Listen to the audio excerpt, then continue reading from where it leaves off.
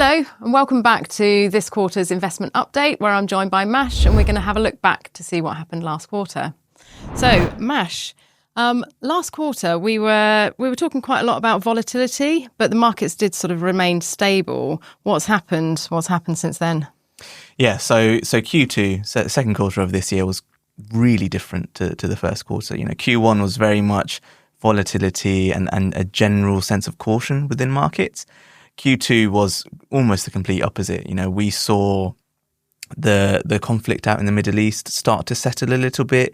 We saw inflation concerns start to come down.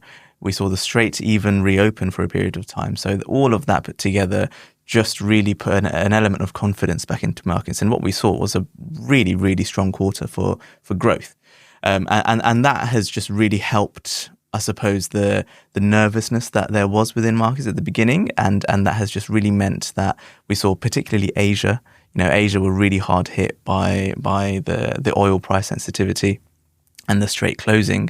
That once they saw that things sort of started to settle down, we saw some really, really strong growth within their stock markets. So generally positive. Okay, so I guess clients are probably thinking, does this mean we can relax a bit more now? What's been happening since then? No, not quite, unfortunately. So whilst performance has been good, it doesn't mean that things are quite at a level where we can sort of take our foot off the gas or sit back and relax. And actually Q2 was fantastic, really good.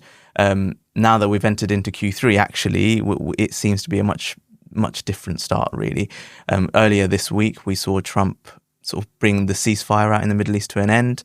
The Strait has also now been closed again, so we're expecting to see a bit more movement on oil prices and perhaps even a hike again. There's a lot of uncertainty. We don't really know what's going to happen. So you've got that on one hand. And then on the other hand, you've got the sort of state of the markets at the moment. So performance and sort of general returns have been really positive, but actually it's coming from a really small part of the market. It's from a handful of companies really focused on technology and AI. And to be honest, if you just take those handful of companies out, the performance is completely different. And whilst that's good for return figures, if you have them involved, that isn't a sign of healthy markets. There's a real sense of sort of concentration risk is what it's called. So just we're super vulnerable to what happens in those markets. And we did see a bit of that in Q2. There was a period within the quarter where AI started to fall out of favor. Investors started to feel like, actually, I want to see a bit of a return on this huge investment that all of these technology companies are making. Have they gone too far? Is this becoming a bit of a fad? And that messaging sort of translated into markets, and we saw a slight dip. Thankfully that sort of lifted and we saw markets continue again. But no, to answer your question, I don't think we can quite relax just yet. There's a lot going on. The oil price, the inflation risk, all of that is still very much present within markets and economies, but it is a bit better than we were sort of 6 months ago.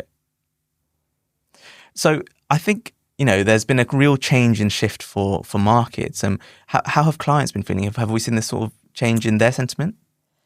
Well, I mean, we've just had our latest round of feedback back from some of our existing clients, and generally the feedback that I'm seeing is that they recognise that there's been a lot of volatility, and they recognise that it's really, sort of turbulent times, as quite a few people have expressed it as. But they do hold faith in the way that we manage money, and they understand our key messages, diversification.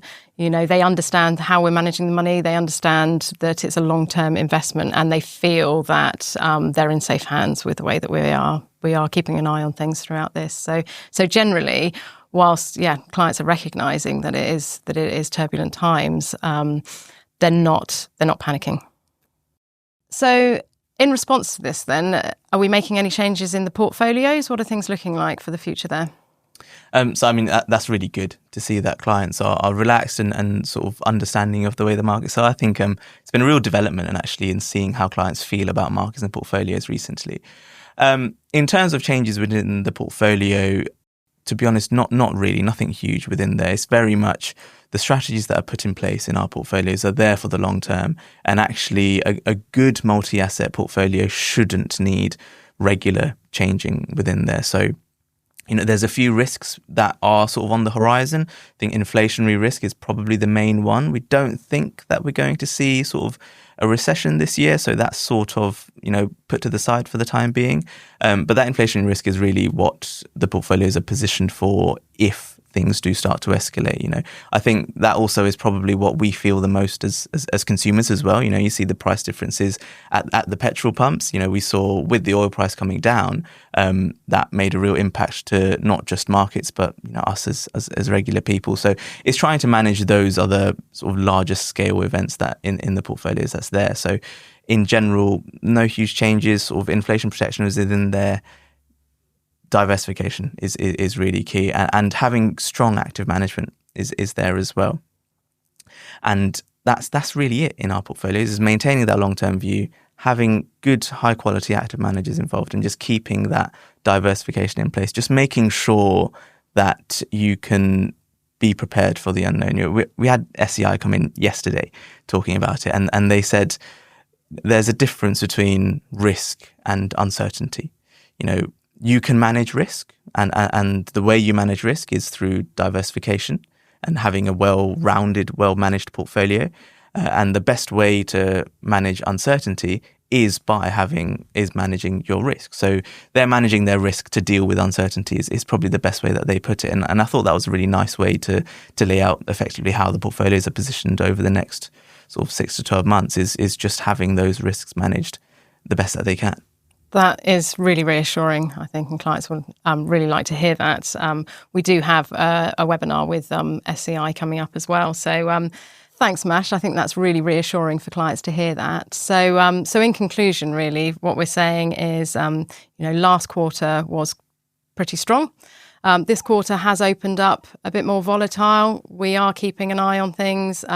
Long-term planning, long-term diversification is key, and our key messages stay the same with that. So thank you very much for joining me again this quarter. We look forward to seeing you next quarter.